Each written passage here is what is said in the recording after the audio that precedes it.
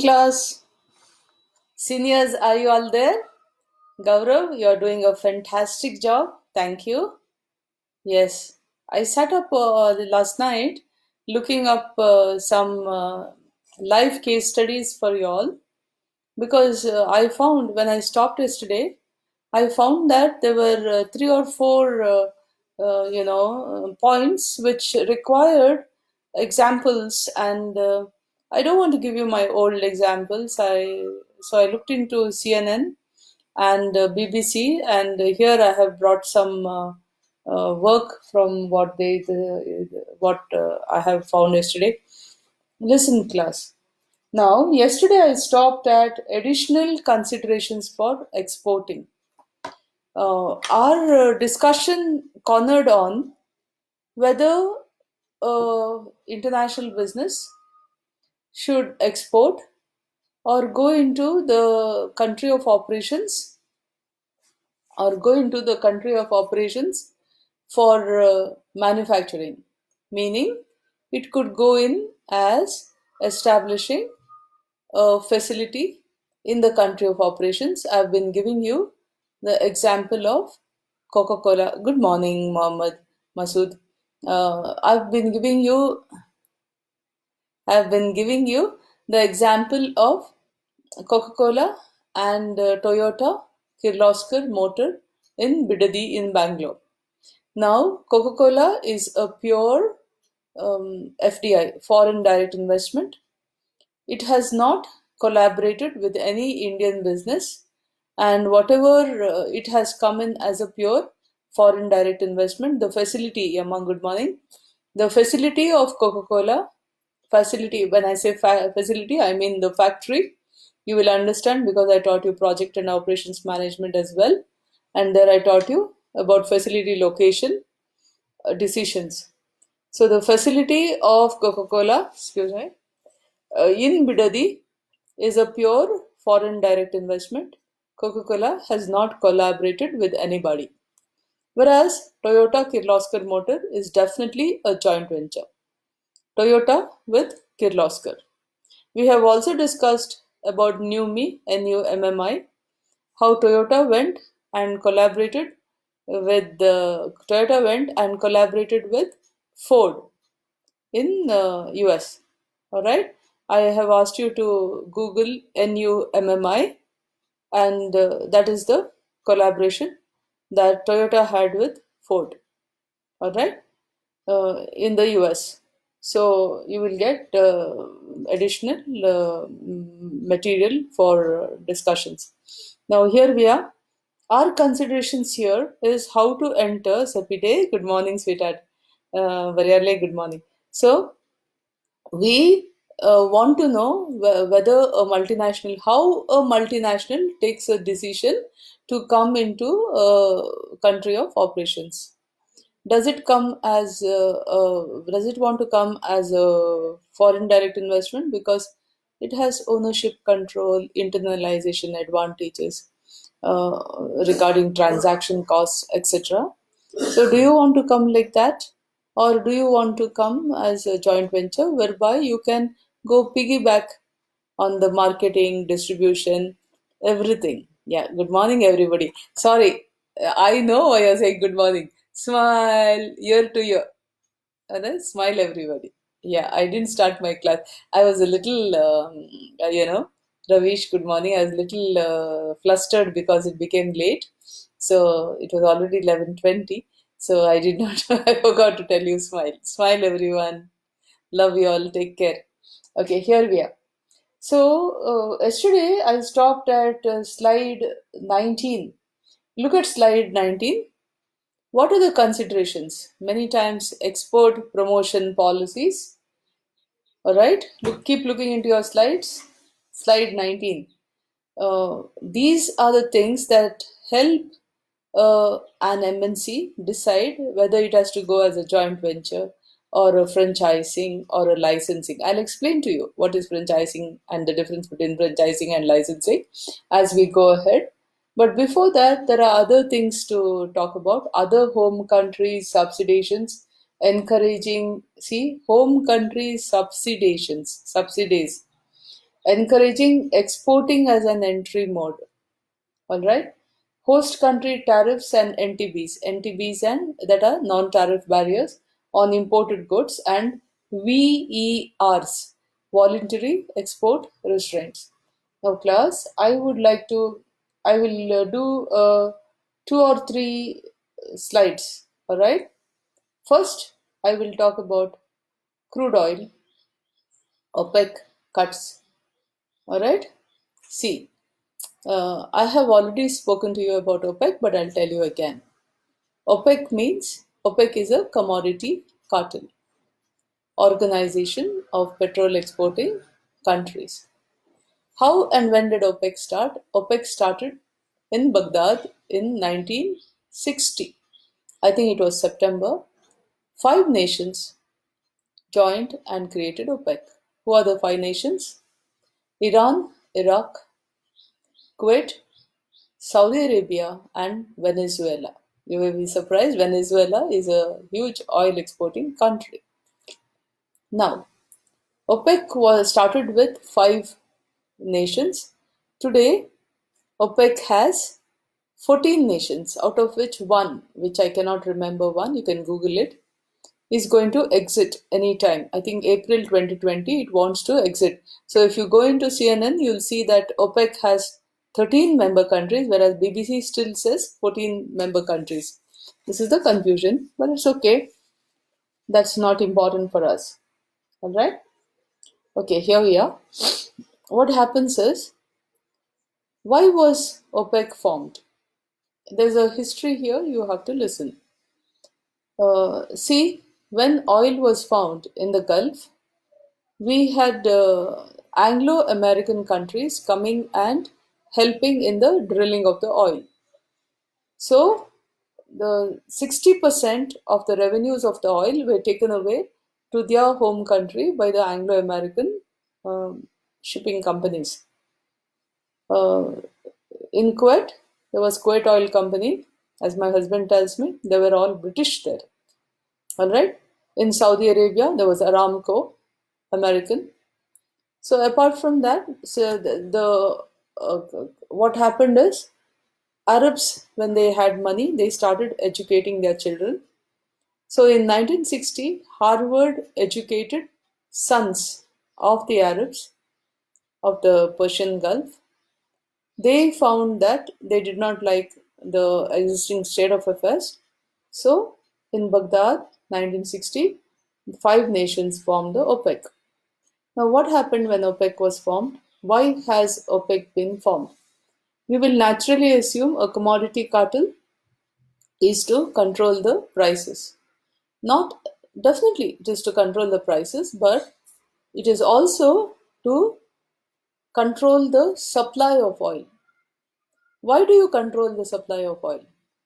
When you give, say, a country A takes oil from OPEC, when oil is necessary for industrialization, it's a virtuous cycle. uh, Oil is used for industrialization. After industrialization, the country makes is profitable. It is developing, and it has money, so it will drill for oil in its own country.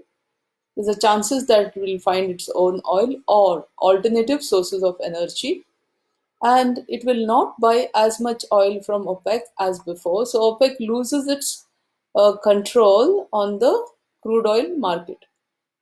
So OPEC was mainly to control production of oil, because production of oil, when you control the supply. When you produce less, you supply less. When you supply, I told you why OPEC wanted to supply less. All right. Now, the first country that would be affected was the United States. At the same time, there was, at this 1960, I cannot remember the year, there was a war. We call it the Yom Kippur War. YOM KIPPUR. I hope I'm translating it, saying it properly. Yom Kippur War. Yom Kippur means the Jewish way of saying the Passover. How did it happen? There was tussle between Israel and some Arab nation about Golan Heights, the Golan Heights, and what happened is, you know, Israel is a Jewish country. America did not support the Arab nations; it supported Israel. So naturally, the OPEC people in control in OPEC, were unhappy and they cut the oil given to America. Now, see, why am I telling you all this? Because if it affects international business in various ways, how does it affect? See, when you do not get oil, then you're looking for alternative sources of energy. At the same time, you're trying to cut down the consumption of oil. See, cutting down the consumption of oil made Japanese car manufacturers rule the roost in the US. How did it happen?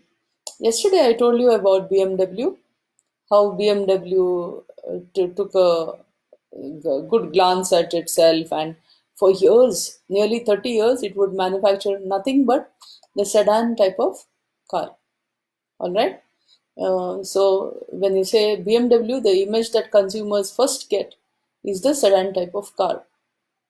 Now they have bifurcated, but they have diversified and all that. But originally, till I think I was telling you about the what they did it in Britain yesterday. Apart from that, they used to manufacture. So the same thing happened with Japanese cars. Japanese cars were all cars that were low emissions and low consumption of petrol, which they call gas.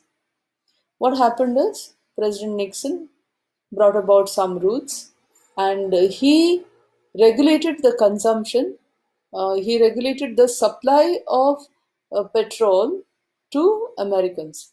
So the fuel guzzling American cars were lost their sales, lost their market share, which went to Japanese cars in the US. You see, which country? OPEC. So OPEC is in the Persian Gulf, and the Gulf countries control the oil. So in America, Japanese people won over England, American cars. There are so many repercussions.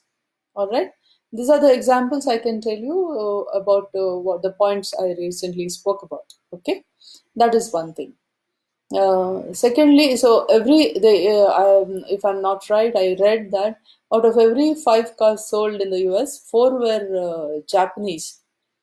Japanese had their sweet revenge, huh? Isn't it? Yeah, in commerce. All right. So here we are. Today we come back to OPEC. What happened to OPEC? OPEC was extremely powerful initial years. Later on, many countries found oil. Mexico, Russia. Russia, big time, they found oil. And then there are other non-OPEC countries. Today, OPEC is called OPEC Plus. If you Google and see, it is called OPEC Plus. OPEC Plus, as I told you, has 14 nations, member nations, out of which one is on the way out in April 2020. That's why CNN says 13 nations. So, and BBC still says 14 nations because April, this is April, isn't it? We don't know whether it's the 1st of April or the 30th of April, but it's supposed to be happening. Now, I will tomorrow we talk about Brexit and European Union, what an impact Brexit has made on the exit of Britain on international business. Today, I will talk about OPEC. Now, OPEC is currently, see, what is the, wait, before that, I have to tell you what happened with OPEC and Russia, etc. Initially, Russia finding oil was on the other side of OPEC, but Russia today is considered an OPEC ally, and there are non-OPEC countries, but they make decisions together. They are currently from last Friday to coming Friday. they are still ministers of OPEC nations are discussing on what to do about their supply of oil. Why? Because when the Corona COVID-19 happened and all the economies shut down, the consumption of oil came down. So OPEC found that there was a deluge of supply, though they controlled, because consumption went down, demand went down. Demand never goes down, but consumption did go down. So there was a deluge of supply in the world market. So OPEC leaders are now, see, like when Russia and all found oil, OPEC control over the world oil was a little lower than before, but still they are all important countries because of the oil they produce. So recently, from last Friday, OPEC Plus, we call it OPEC Plus now. There's a small plus sign after OPEC when they represent OPEC, and OPEC ally, Russia, etc., and the non-OPEC nations have been discussing as to how they can best manage the current situation. Now, this is Friday, April 10th news about on BBC. It says Mexico throws OPEC's. I think I have sent you this, guys. So you see this? Mexico throws OPEC's historic oil production cut into doubt ahead of G20 meeting. Now, OPEC wants to cut its production by 10% so that the supply comes 10% of the world supply is pretty big, isn't it? So Mexico has disagreed because, according to what it was proposed, Mexico had to cut down 4 lakh barrels of oil. It has agreed to only 1 lakh barrels of oil, cutting down only 1 lakh barrels of oil. Why? Mexico isn't a very rich country, and when it relies on its development of commerce, on the revenue it gets from the sale of oil, then cutting down is a problem. Like how India, morning sir, how India uh, is very upset about cutting down the emissions.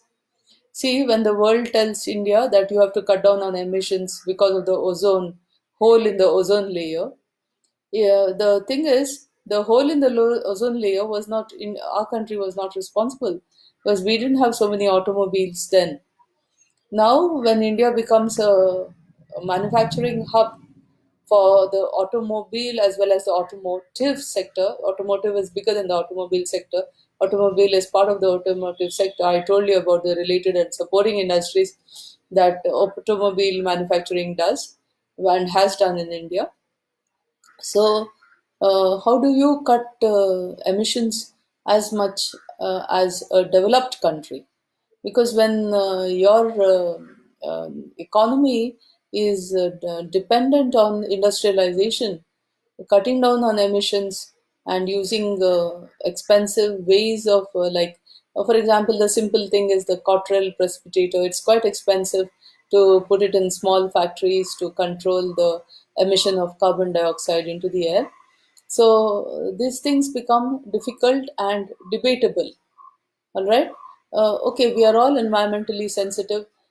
We have, carbon credits. We are manufacturing carbon credits. Our future industries are all, the carbon print they live is less, so they are earning carbon credits. You know what is carbon credits? I've taught you. So when our countries, for example, the Brihan Mumbai Corporation, it turns the garbage into methane and the disposal. So it earns crores of rupees by putting carbon credits on the MX exchange. That's the exchange where carbon credits are, like the stock exchange. So what happens is we are environmental sensitive, but these are the issues. Same thing with Mexico. I hope you understand how Mexico is feeling. You look at all this. The all OPEC and non-OPEC producers participating in the conference. So see, OPEC Plus proposed a deal to cut 10 million barrels per day. Okay, it was a marathon video meeting, and they went on. The deal was agreed upon by all OPEC and non-OPEC producers, with the exception of Mexico. You understood why Mexico is doing it, okay? Now, I told you about the benchmark oils.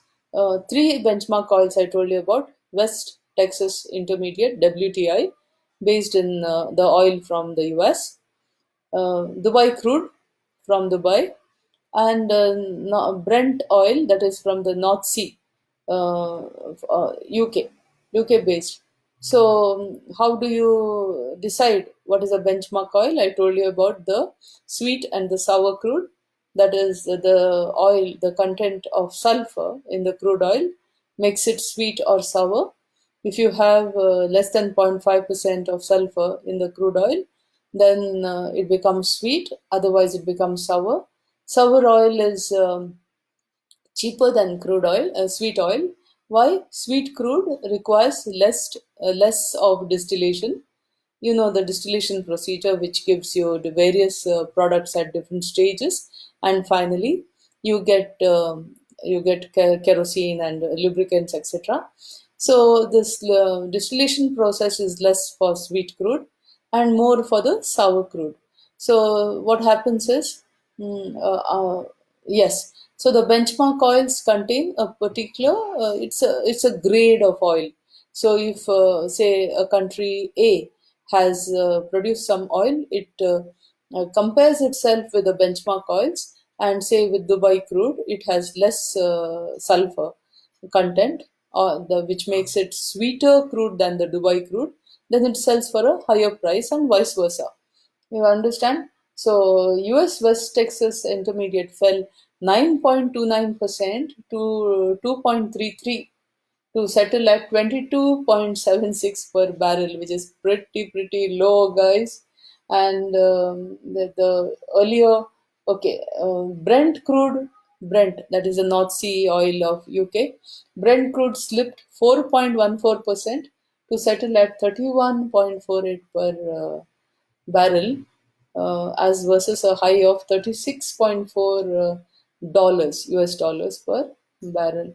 So they are in the bear territory. So we'll see how oil markets, what they, yesterday was Good Friday, how they closed yesterday is the stats I'm giving to you today.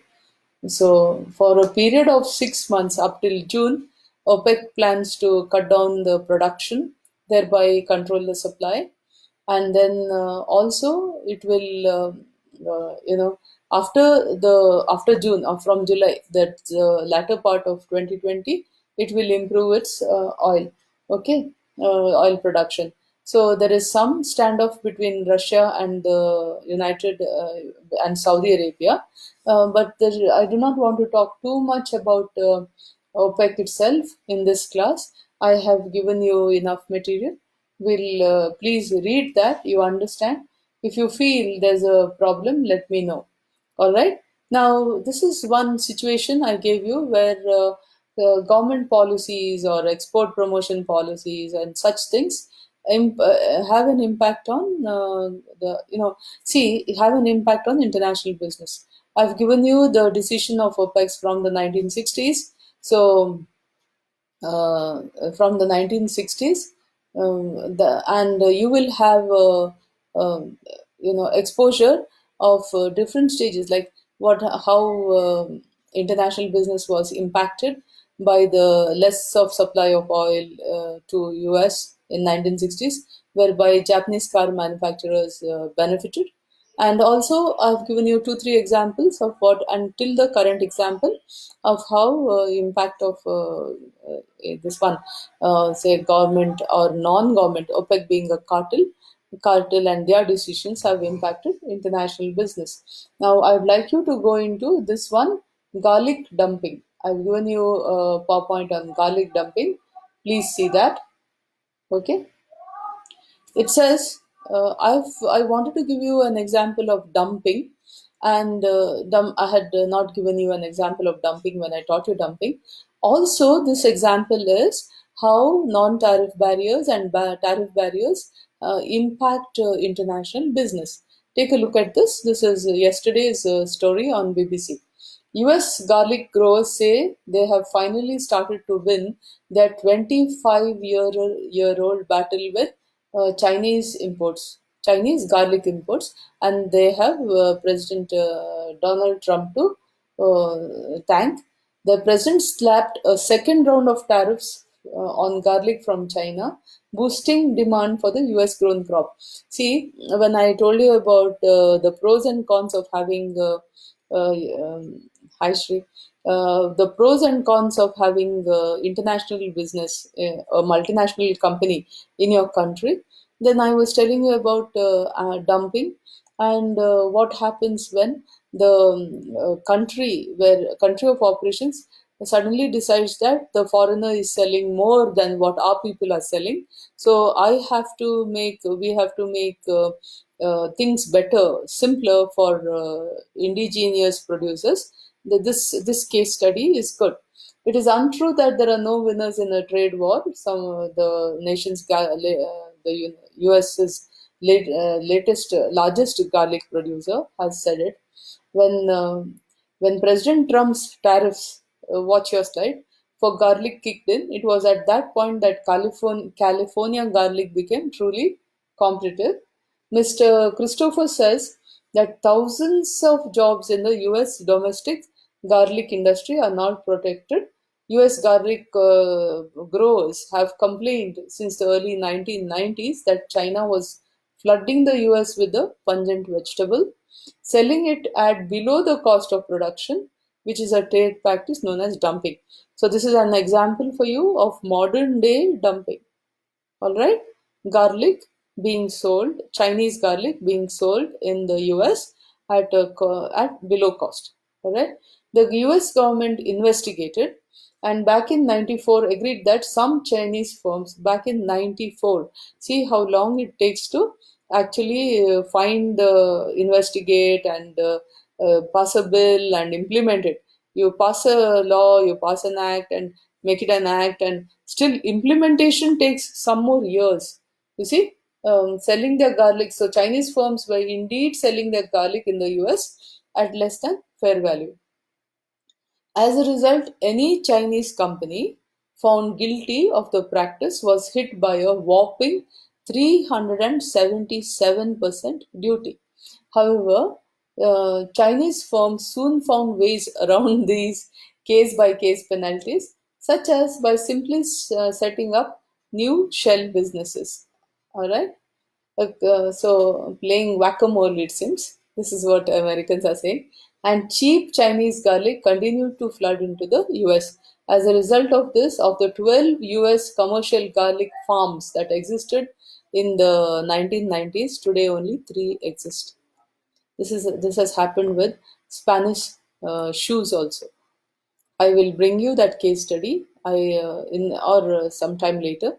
In Spain, the most or all of the shoe manufacturers have closed down because of the Chinese sports shoes, cheap ones, flooding the Spanish market. All right. Today, the remaining US garlic farmers say that Trump's tariffs on Chinese garlic are working because they apply across the board and straight away. There is now no way for the importers to get around them, to play whack-a-mole strategies. Okay. US tariffs on Chinese garlic were first set at 10% in September 2018 before rising to 25% from May of 2020. Okay, the US garlic industry is centered on the Californian city of Gilroy. Trump's tariffs are all assessed and billed up front, says Mr. Christopher. So it's impossible for dumpers from China to evade them. How this is possible is something that we need to discuss. What does it mean by assessed and billed up front? All right. When I do export and import procedures, I will explain to you how, at what point, please remind me in case I forget, at what point the tariffs are put so that they cannot escape. Do you understand? When I go into the export and import procedures. So I'll tell you that time, because now you will not understand because you have not yet learned the procedures. Christopher Ranch was one of the three US garlic producers that made it through the 1990s to today that Christopher's Ranch harvests more than 100 million pounds, that is 45 million kg of the bulbs every year, supplying almost one third of all fresh garlic consumed in the US. As I told you, I have a problem, so don't mind me rubbing my mouth. Mr. Christopher says that the family-owned business have seen sales soar since the tariffs on the Chinese imports were first put in place. Now, I will not go into all this. There is more on it, but I can only say that the U.S. garlic is, if you read it, Chinese garlic is still cheaper than the U.S. garlic, despite the non tariffs. So, but it has made US garlic competitive. It wasn't even competitive because it was, Chinese garlic was much cheaper. It wasn't even competitive. Today, because of the tariffs, it is much cheaper. So, we'll finish it here. You just read the prices, because if you're going to explain in your answers about this example, then you'll have to give a little stats about what is the prices and how it is competitive, but no, still not cheaper than Chinese garlic. So I have given you the case study. Please read it and understand. Of course, after my class, not now. Okay, I have one. Yesterday, day before yesterday, we spoke about the WTO. So please open the trade decline WTO slide. Okay, I've given you four, I think, 4 or 5 slides. Open the trade decline WTO slide. See, WTO has various functions. So it has said WTO forecast a contrast between 13 to 32%. Now I would like you to go into the, I have given you in the third slide or the fourth slide, graph. World trade set to plunge. Growth rate for global trade and WTO scenarios. You see this? Optimistic scenario is 13%. Pessimistic scenario goes to 33%. Hmm? See, we are talking about WTO and what the WTO does. So I brought you an example of one of the things that WTO tells. It forecasts what is going to happen to international business, global trade, and it will decline optimistically by about 13%. Pessimistically, if you see the graph that is dipping there, it goes on to 32 to 33%. You see the graph. There's a beautiful graph I've given you, optimistic scenario, pessimistic scenario. This is all from WTO website, okay, World Bank website, BBC, CNN, all right. I want to give credit to them. Thanks to that, you get, thanks to these websites, I'm able to give you the latest statistics, so you can present accordingly. Also, in your career, it will be useful for you to know and talk about it, especially for when you get entry into jobs, group discussion, etc. Use this. Okay. Now this slide I want to stop. There's now, I don't want to say anything more. Go into the. I was talking to you about environmentally sensitive sensitivity when you do international business and how it affects. So how environmentalists can make some noise about some we had this extraterritorialism example. I've been quoting this the third time I'm quoting it. Sorry, and, extraterritorialism about how the U.S. importers of prawn shrimp from India and 4 other countries. They refused because India and other countries were not using, one of the countries was using turtle friendly nets. Turtle friendly nets essentially means, I think, having a hole big in the nets big enough for the turtles to crawl out. So naturally, if turtles can crawl out, won't the prawns also fall out? So people will not be very, happy about using turtle friendly nets when they do uh, shrimp farming, all right, or cultivation and harvesting, all right. So here we are. It does not happen with freshwater shrimp like what happens in South India about aquaculture. It doesn't happen. But when you do it in the sea, then that was the issue that environmentalists in the US made noise about, and they're right. About 1,65,000 turtles were dying every year. Now we'll see about the coral reefs and what happened to Indonesia. I have a case study here from Indonesia. See, coral was being harvested from natural coral reefs all over the world for donkeys' years. You had the coral being harvested. That destroyed the natural coral reefs all around the world. So there was a law, and corals were banned. All right, you couldn't use corals anymore, or you couldn't buy corals anymore as a semi-precious stone. And corals with all their other for medicine, etc. Corals are used for medicine also. So many various things, various uses corals have.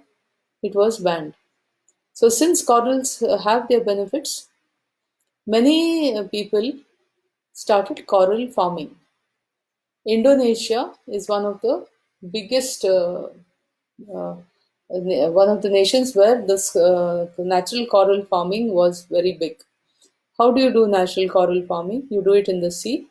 You have some patches of, some patches of grass or something like that, and coral is grown there. It's not an easy job. You have to do undersea diving, and all the algae, etc., that form on the corals have to be removed. Maintenance needs to be done a lot. So it's not an easy job. But there were a lot of people in Indonesia who were doing natural coral farming, and these corals were sold on the market. But what used to happen is natural corals also were cut by people like poachers of animals, and they were disguised along with the farm produced corals and sold on the international market, because corals are quite expensive, isn't it? So this was what was happening. So in here when the Indonesian government in 2018 banned all coral exports to stop illegal harvesting of wild coral. So wild coral was being harvested, disguised as homegrown coral or farm coral, and sold. So hundreds of sustainable farms all over Indonesia collapsed. All right, all over Indonesia, the farms, coral farms collapsed, and I told you how difficult it is to maintain coral farms. So there is one guy called Supriyatno who's quoted on BBC. So he used to supply hundreds of pieces of corals per week to aquarium shops. You also have it in aquariums to look beautiful in Europe and China, where they were used in fish tanks for decoration. You can read here. He farmed coral just off the coast of near a small island. I cannot pronounce that island. A small island near Bali. So coral farmers were badly affected. Then it was an underwater farm. Now they say Indonesia's new Minister of Maritime Affairs reversed the ban at the beginning of January. But environmentalists fear that without a blanket ban, which was there for the past 2 3 years, blanket ban, no corals at all, there will be a resurgence in illegal farming as farmed and wild coral is grown naturally, farm coral, they are not so distinguishable from each other. Okay? Now, Indonesian coral reefs are supposed to be already on the verge of disappearance, thanks to all the tourist activity, etc. In 2018, Indonesia's maritime former maritime minister Susi, she felt extreme measures were needed to stop overfishing and foreign poaching of wild coral in Indonesian waters. So now, what I'm trying to say, I would like you to read, class. I've given you the PowerPoints. I would like you to read and tell what do you think about it. Is the Indonesian maritime former minister Susi something, I cannot pronounce those names. She thought it was too difficult to differentiate, and so she brought a blanket law that stopped all corals overnight. Now the current maritime minister has 10.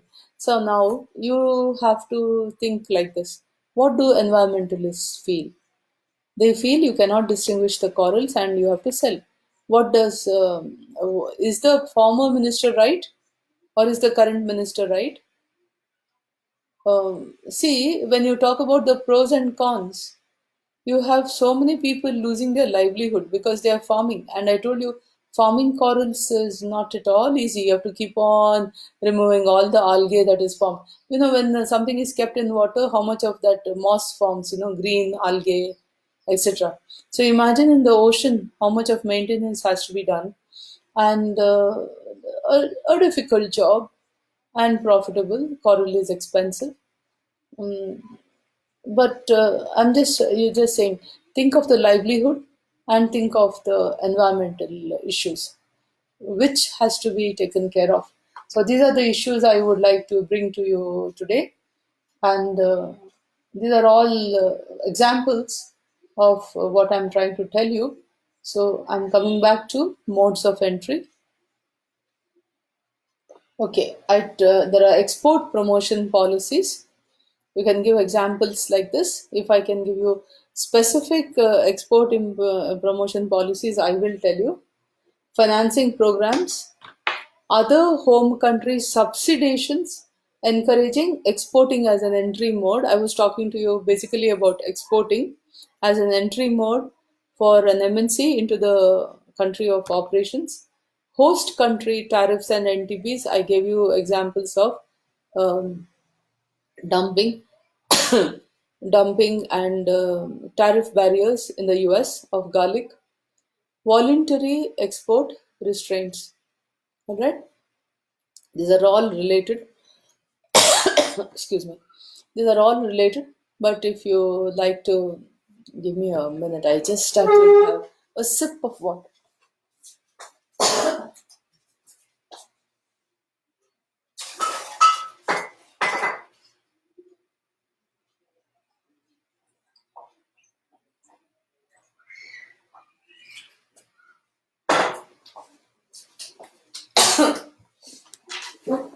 Thank you, guys. I'm sorry. It won't happen again. Marketing concerns. Now, what is the now? We were on the topic where I was telling you whether an MNC decides to go into a country of operations in the mode of exporting. All right. So the concerns here are marketing concerns here are image. See, when you do exporting, can you form an image in that country? Will you become a them and us, or will you become we? When you become we, you may get. See, there are two concepts here. If people like the concept of buying made in a foreign country, they may still like you as them. But if people are concerned about how we are concerned about being Swadeshi, then people may not buy Videshi. Okay? Please don't think I'm talking politics here. It's none of my concern. I'm trying to tell you the facts of how it happens. Alright? Tomorrow, I may also talk about Mossad and KGB and FSB, FSN, etc. I will tell you about how radiation poisoning happened, etc., etc. There's a case study I'll download from BBC. This is also in relation to one of the points I've been talking to you before. So think about the logistics. Would you like to think about clothes? Apparel industry is very strong in India, Bangladesh, etc. So, that is also one issue I wanted to talk to you about. See, there is a concern in the apparel industry that see, first of all, what happened when the COVID-19 happened? Whatever whatever consignment was in transit has not been touched. It has reached the foreign country from, say, Bangladesh, India, etc. And some of our nations were very strong in exporting apparel, manufacturing apparel and exporting it. So what has happened is this has not been claimed. The consignments have not been claimed.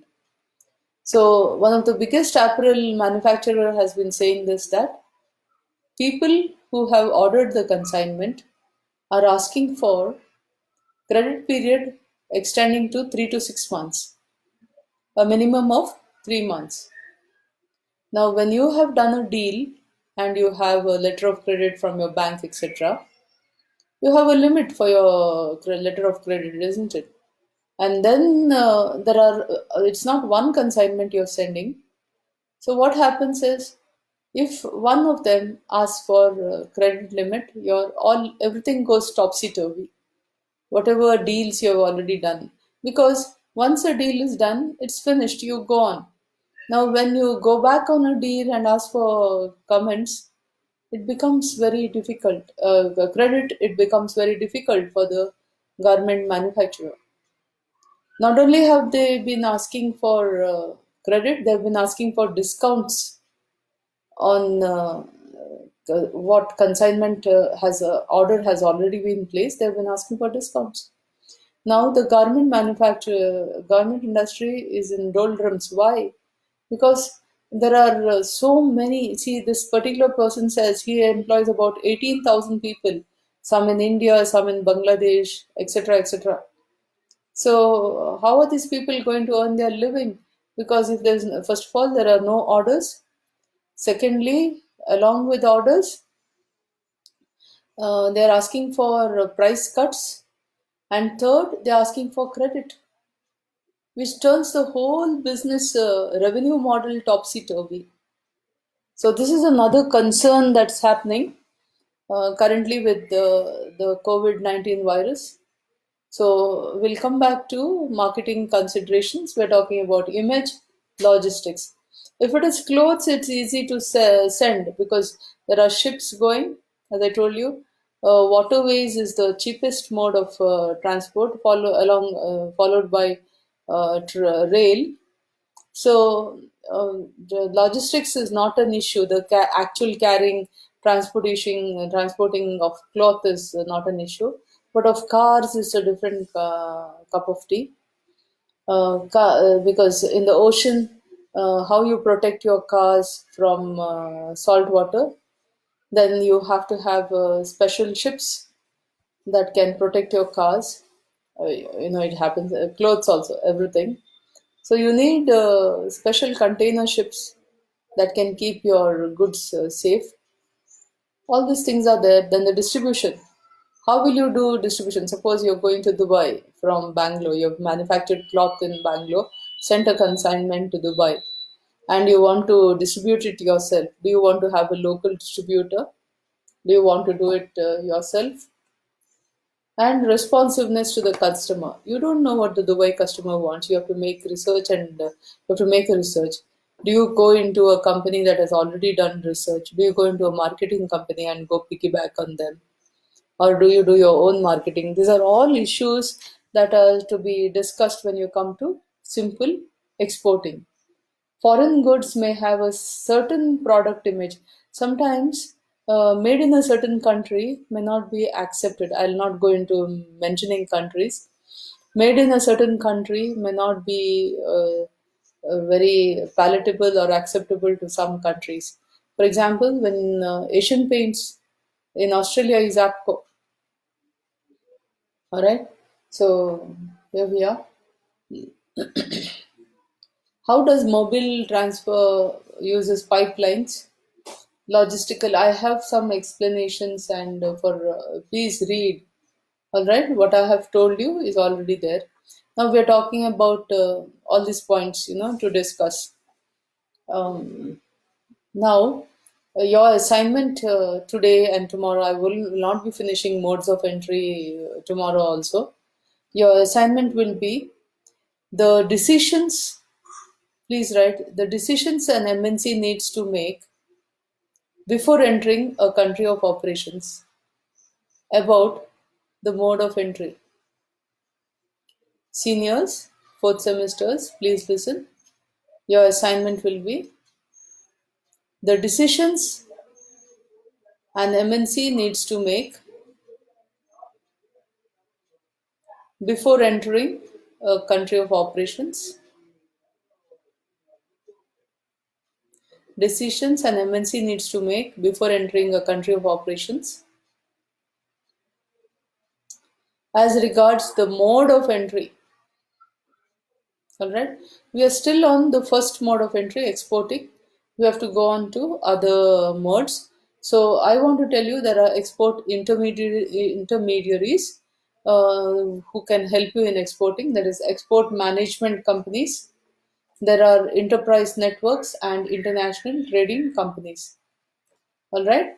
What is a export management company? I've given you entire slide.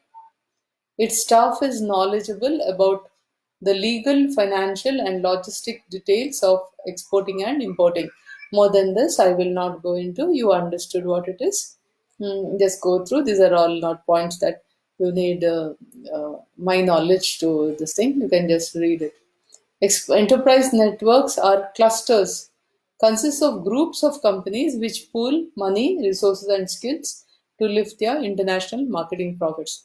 See, my job in teaching you today or any international business, is to make you think how MNCs work, what are their strategies to counter all the different issues they face when going into a country of operations.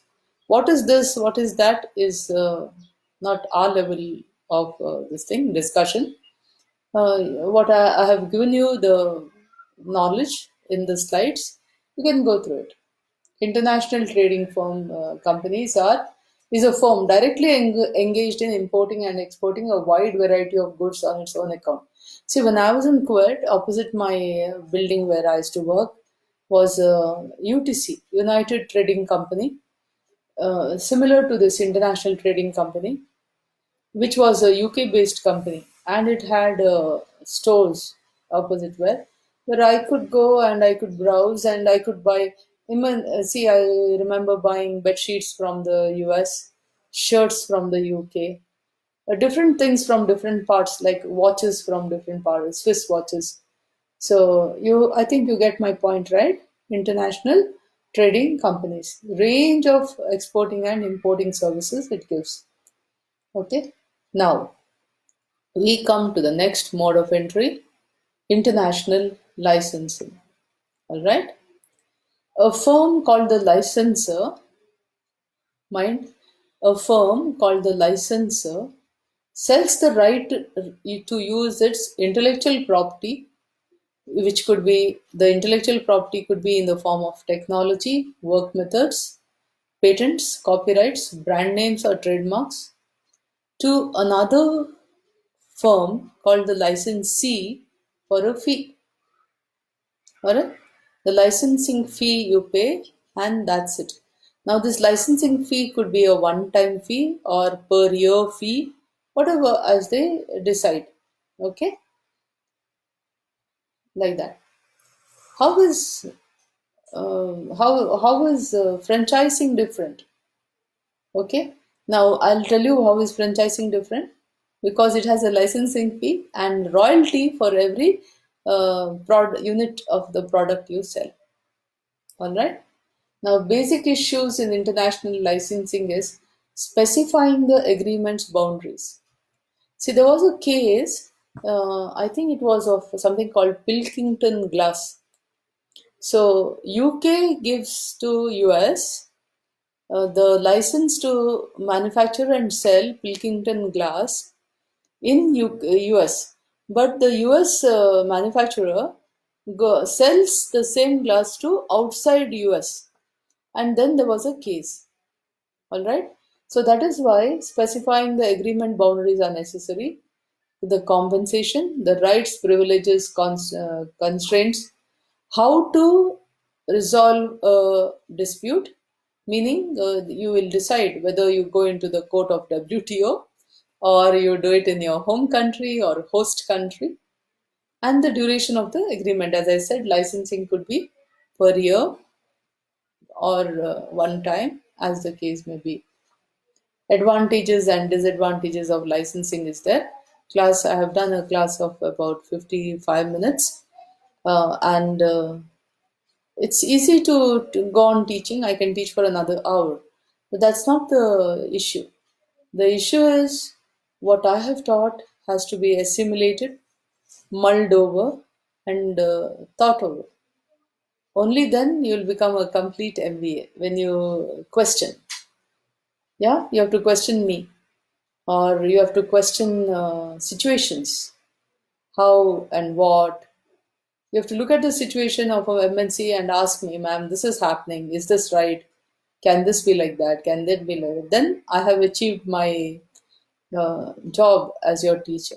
When the student exceeds the teacher's, thinking capacity, then I have really done my job. So you have some case study in your own country, guys, or you can in Indian MNCs, anything you can ask me, we can discuss. All right, you can you can email me, or you can WhatsApp me, or you can simply, I'm just a call away. You can call me. Yeah, I think I'll stop here because I want to talk about franchising tomorrow. All right, I want to bring you some examples. Licensing is done by IKEA. Example for licensing is international licensing is IKEA. Okay, no royalty is demanded on each unit of the product they sell.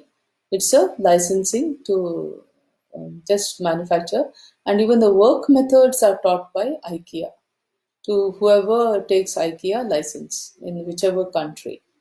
All right.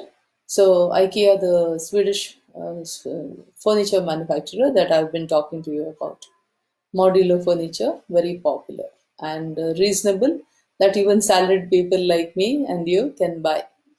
All right. Okay. With this, let me stop class, guys. Um be happy, be safe, smile again, year to year. All right. Smile again. Be cheerful. Take care, all my students. Remember, we are making a very big human chain against the virus. All CBSMS, fourth semester, second semester. How many of you are there? 151 plus juniors, 79 seniors, 28 of the evening people. A huge human chain against the virus. Be safe. Stay at home. This is the crucial time where the chain has to be broken of the virus, not human chain. A human chain will never be broken. It will only add people. All right. Take care, all of you. I'll come on at 9:30 tomorrow for the juniors, and as soon as I finish the class, I cannot actually predict because it's a practical class. As soon as I finish, I'll come on for international business for the seniors. I hope you liked my class. God bless you. Jai Hind, Jai Karnataka.